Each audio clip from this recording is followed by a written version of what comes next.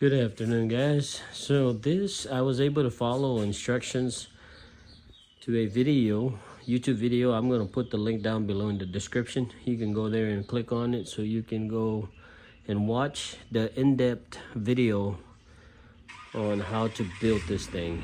And he makes it look easy. I mean, it's my second biggest project I've done. So it's not perfect, but I tried, and so far so good. As you can see, it's got 4 columns and 5 rows, so you get about 20 that you can stack up. That way you're not stacking them on top of each other, and you have easy access in case you need something in one bin, pull it out, get what you need and put it back.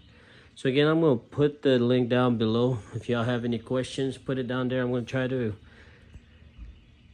try to answer them to the best of my ability. But again, if you go watch his video, he's got it down to the science. Hope y'all enjoy, and good luck with your build. Y'all be safe.